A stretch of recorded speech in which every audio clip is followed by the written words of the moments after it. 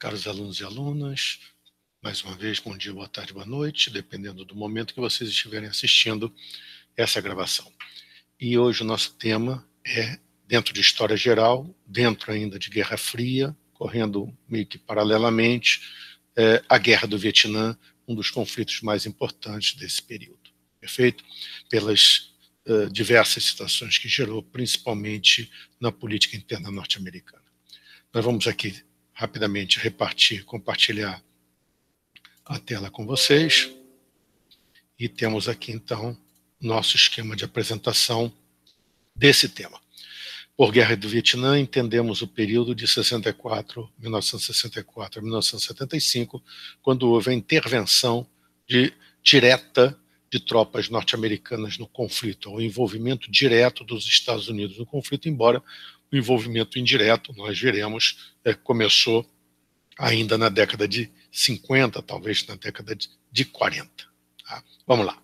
Primeiro, a localização da península da Indochina, que fica aqui no extremo oriente, ao sul da China, e dentro dessa península da Indochina, a partir da década de 1880, essa região, em verde aqui mais escuro, tudo bem, se tornou aos poucos a chamada Indochina Francesa. Tá? Temos aqui o Império Colonial Francês, no final do século XIX, início do século XX, que abarcava regiões aqui da África, principalmente a África do Norte, não é isso? A África saariana, a Guiana, não é isso? Madagascar, Líbano, Síria, tudo bem? Aqui Djibouti, aqui a Córcega, que é a parte da França, e aqui a península da Indochina, na parte, né, que hoje é representada por 3 países, o Vietnã, o Laos e o Camboja. Perfeito? A chegada dos franceses a essa região, estamos falando aí diretamente da Indochina francesa, ao Golfo de Tonkin, em particular ao norte. Essas nomenclaturas nós veremos em breve, a localização delas, tudo bem? Se deu por volta de inícios da década de 1880. Os franceses se estabeleceram, então, aqui na região de Tonkin e aqui na região da Cochinchina, principalmente no delta do rio Mekong. O que hoje é o Vietnã era dividido em 3 áreas, Tonkin, Annan e Cochinchina. Perfeito? Isso tudo não é fundamental que vocês saibam, mas é só para mostrar que quando da chegada dos franceses havia, né, ou evidentemente, umas sociedades organizadas, tá, que diante da agressão militar francesa se submeteram pelo seu maior poderio militar dos franceses. Tudo bem? Aos poucos, os franceses foram montando uma colonização chamada de enraizamento, em que famílias francesas eram deslocadas para a região para se enraizar, ou seja, para criar raiz. Ali formariam, né, essas famílias se tornariam proprietárias de terras, portanto havia a expropriação das melhores propriedades das populações locais, das populações nativas, mas a política colonial francesa, exercitada praticamente em todas as colônias, foi a chamada política de assimilação, em que o governo francês buscava, né, elementos locais confiáveis, como eles diziam, e tentavam, então, passar para eles a cultura francesa, que seria uma cultura superior, né? O aprendizado da língua, a questão da adoção do catolicismo como religião, enfim, criar uma elite local que favorecesse, né, os interesses franceses na região. Isso foi feito em todas as regiões coloniais francesas, política de assimilação. Os demais, os que não seriam alvo da assimilação, locais, tá certo? Eles simplesmente eram considerados figuras de segunda categoria, não tinham direitos, nenhum tipo de direito. Na década de 1910, foram começando a se formar alguns movimentos nacionalistas que descontentes com a dominação francesa, com o que eles denominavam exploração francesa dos recursos naturais, e vemos aqui os principais recursos naturais: o arroz, o chá, a pimenta, a borracha. Nesse momento, a borracha é muito importante, estamos falando do final do século XIX, início do século XX. Vamos lembrar que no Brasil também a exploração da borracha era importantíssima no Vale Amazônico, no final do século XIX e início do século XX. De qualquer forma, formam-se esses movimentos nacionalistas, alguns deles inclusive ganham força com o reflexo da Revolução Vitoriosa na Rússia, da Revolução Bolchevique, a formação da Terceira Internacional. Logo, logo foi formado um partido comunista, né, do Vietnã, tá, que tinha inclusive uma liderança importante, que logo, logo vamos falar dela, a figura de Ho Chi Minh, né, que participava desse partido comunista. Porém, o que aconteceu? Na Segunda Guerra Mundial, é isso, os japoneses, quando houve a invasão alemã na França e a formação da França de Vichy, o governo japonês considerou que os franceses estavam fragilizados na região, então enviaram os japoneses tropas que ocuparam o norte da Indochina, exatamente a região de Tonkin. Estamos vendo aqui nesse mapinha em roxo, tudo bem? Os japoneses na sua política de expansão da Segunda Guerra Mundial, né, do expansionismo militar e territorial japonês. Ocuparam essa região e depois realizaram um acordo com a França de Vichy, que não tinha condições, né, de mandar tropas para expulsar os japoneses, e a França de Vichy era a França dos colaboracionistas, dos fascistas franceses. A contragosto, os franceses tiveram que assinar ou aceitar esse acordo, e a ocupação francesa começou na região. Aos poucos, essa ocupação japonesa começou na região. Aos poucos, essa ocupação japonesa foi se espalhando, tá, buscando o controle de toda a península da Indochina, particularmente da área francesa, o que hoje é o Laos e o Camboja. E aos poucos também, aqueles grupos, né, que lutavam ou buscavam lutar contra os franceses, de nacionalistas vietnamitas, resolveram fundar em 41 um movimento de guerrilha, de luta armada, denominado Viet Minh. Isso é uma sigla, um nome gigantesco, liderado exatamente por Ho Chi Minh, tá certo? E esse movimento de guerrilha lutava contra os japoneses e pela independência do Vietnã. Ou seja, expulsar os japoneses significaria a independência do Vietnã. Essa era a proposta do Viet Minh. E nesse momento, a partir principalmente de dezembro de 41, quando os Estados Unidos foram atacados pelos japoneses em Pearl Harbor, né, e declararam guerra ao Japão, o Japão passou a ser inimigo dos Estados Unidos. Qualquer um que lutasse contra os japoneses recebia apoio dos Estados Unidos. Então o Viet Minh, esse movimento de guerrilha, ele, nas áreas, como eles chamavam, os santuários da guerrilha, aqui no norte, onde eles eram mais fortes, tudo bem, faziam contatos, né, na tentativa de ajudar a derrota dos japoneses, e recebiam recursos norte-americanos. A aviação americana, né, jogava de paraquedas armamentos, suprimentos para essa guerrilha, uma vez que o inimigo comum era o japonês. Portanto, quando terminou a Segunda Guerra Mundial, com a rendição japonesa, devido às bombas de Hiroshima e Nagasaki, tá, o que aconteceu? O líder do Viet Minh declarou a independência do Vietnã em setembro.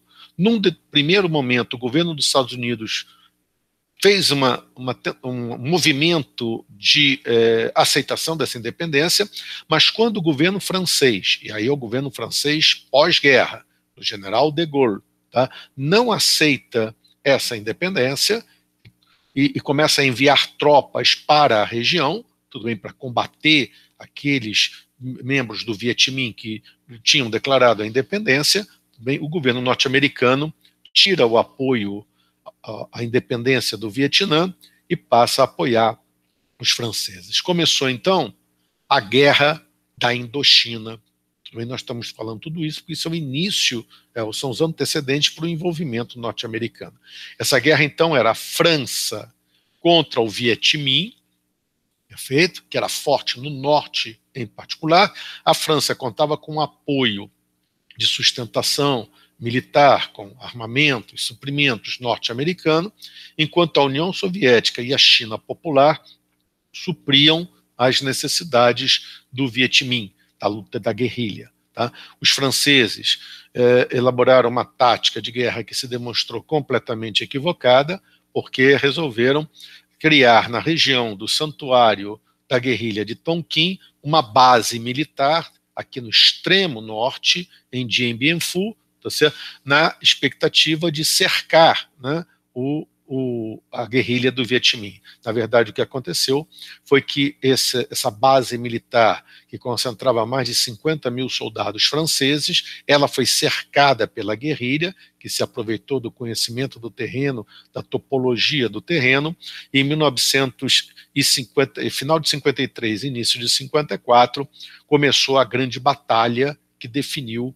a guerra, a Batalha de Dien Bien Phu, tá, que é essa região, onde havia essa concentração de tropas francesas, esse aquartelamento francês, tá? E terminou em maio com uma total rendição dos franceses. A rendição levou aqui a tomada de Dien Bien Phu, tá certo? Aqui os soldados franceses, vejam quantos presos que se entregaram ao Vietminh, isso, e o Tratado de Genebra, então, reunido com franceses, os vietnamitas do Vietminh, outros vietnamitas, tá? Os norte-americanos e até com a presença soviética, né, já que estávamos na Guerra Fria, definiu a divisão da península da Indochina francesa, a independência e divisão, em 4 áreas. O Vietnã do Norte socialista, o Vietnã do Sul capitalista, o Laos e o Camboja capitalistas, mas que logo farão parte do movimento não alinhado,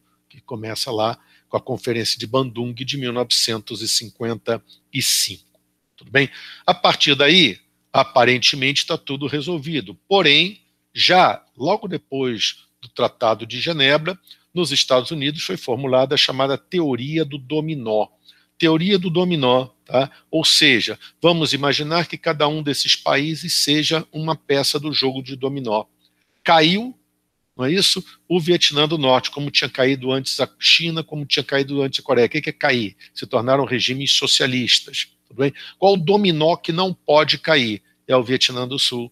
Porque se o Vietnã do Sul cair, o Laos, o Camboja, a Tailândia, a Birmânia, hoje Mianmar, todas elas se tornarão, quando você olhar toda a Ásia, vai ser socialista. Então, a necessidade de sustentar, está aqui na charge, o sustento norte-americano, a governos asiáticos, e por sua vez o povo asiático contra, né, aqueles que queriam acabar com a independência das populações, das nações da Ásia, que seriam evidentemente os comunistas que aqui estão. Aqui jaz, não é isso, outra nação independente. Então China, Coreia, Vietnã, Laos, Camboja, logo, se, né, cair o Vietnã do Sul, tudo bem, toda a Ásia vai cair.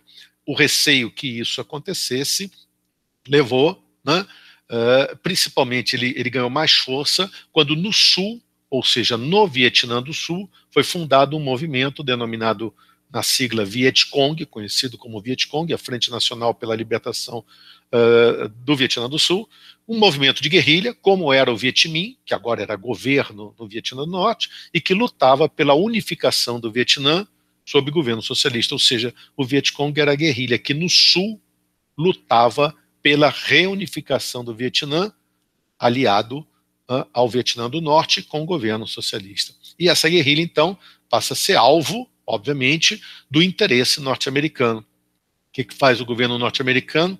A partir de 58, governo Eisenhower, mas muito aprofundado no governo Kennedy, a partir de 61, começa a enviar militares norte-americanos para o Vietnã do Sul, mas não para entrar em combate, e sim para treinar as forças armadas do Vietnã do Sul, perfeito? Para lutar contra a guerrilha, a luta da contra-insurgência.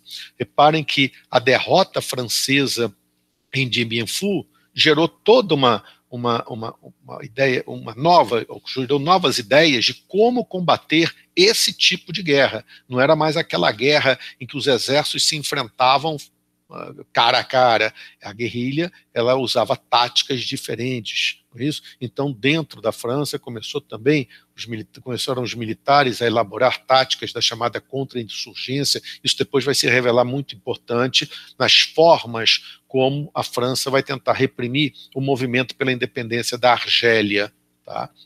Enfim, tá? E nos Estados Unidos também foram criadas escolas militares para desenvolver teorias de luta contra a guerrilha. Tá? Esse governo do Vietnã do Sul, liderado por Dien, tá? Ngo Dien, tá certo? Ele era um governo, ele era católico, era minoria numa população budista, um governo bastante autoritário, que não cuidava com enfim, devida cuidado, é horrível, estou falando aqui, enfim, mas um devido cuidado à maior parte da população, principalmente camponesa, e o problema do catolicismo, não é isso? Porque a maioria da população era budista, além de acusações de corrupção, de nepotismo. Nós vamos ver aqui, essa cena é famosíssima, tá? Em 1963, um monge budista se imolou, ou seja, deu fogo ao próprio corpo em frente ao palácio do governo, numa manifestação, porque os templos budistas estavam sendo fechados pelo governo. Portanto, o governo era um governo impopular. Tá? Os Estados Unidos cada vez mais envolvidos, tá certo? O presidente Kennedy, através da Central de Inteligência Americana, resolveu se livrar do presidente Dien, diante da sua impopularidade. Ele foi assassinado em 63.